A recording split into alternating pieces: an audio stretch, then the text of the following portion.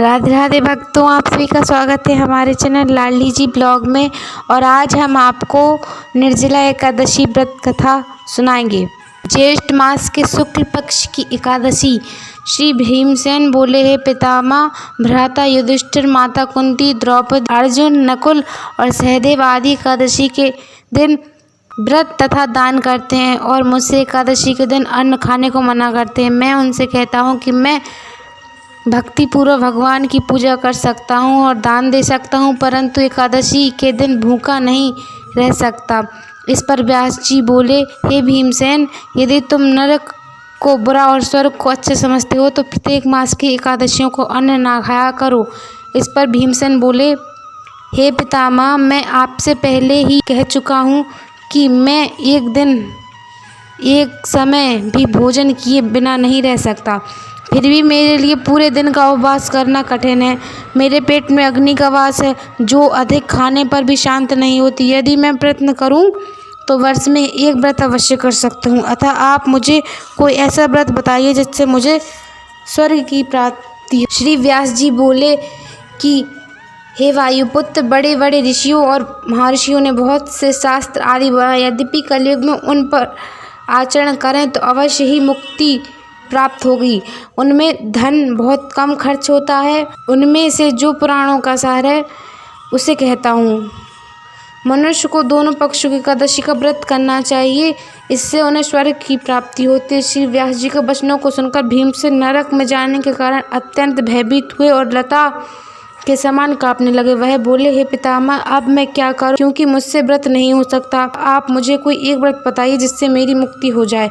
इस पर श्री व्यास जी बोले, हे भीमसेन, वृष और मिथुन संक्रांति के मध्य में ज्येष्ठ मास के शुक्ल पक्ष की एकादशी होती है, उसका निर्जला व्रत करना चाहिए। इस एकादशी के व्रत में स्नान और आचमन में 6 मास से जल से अधिक नहीं लेना चाहिए। आचमन में शरीर की शुद्धि हो जाती है। आचमन में 6 मास से अधिक जल मद्यपान के समान है।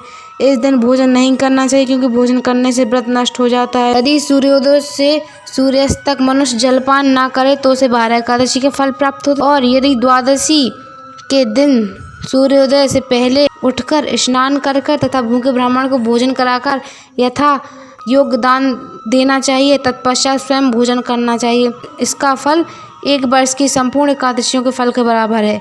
हे भीमसेन, स्वयं भगवान ने मुझसे कहा था, इस एकादशी का पुण्य समस्त तीर्थों और दानों के बराबर है। एक दिन निर्जला रहने से मनुष्य सब पापों से मुक्त हो जाता है। जो मनुष्य निर्जला एकादशी का व्रत करते हैं उनको मृत्यु के समय भयानक यमदूत नहीं दिखाई देते।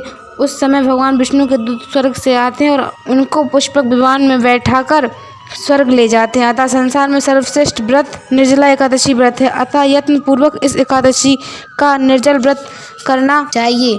उस दिन ओम नमो भगवते वासुदेवाय मंत्र का जाप करना चाहिए। उस दिन गौदान करना चाहिए। वचनों को सुनकर भीमसेन ने निर्जला एकादशी का व्रत किया। इस एकादशी को भीमसेन या पांडव एकादशी भी कहते हैं। निर्जला एकादशी व्रत करने से पहले भगवान की पूजा करनी चाहिए और उनसे विनय करनी चाहिए कि हे भगवान, आज मैं निर्जला एकादशी व्रत करता हूँ और इसके दूसरे दिन भोजन करूँगा। मैं इस व्रत को श्रद्धापूर्वक करूँगा, उससे मेरे सब पाप नष्ट हो जाएं। जो मनुष्य इस दिन यज्ञ होम आदि करते हैं उसके फल का वर्णन नहीं किया जा सकता। जो मनुष्य इस दिन अन्न खाते हैं उन्हें चंडाल समझना चाहिए।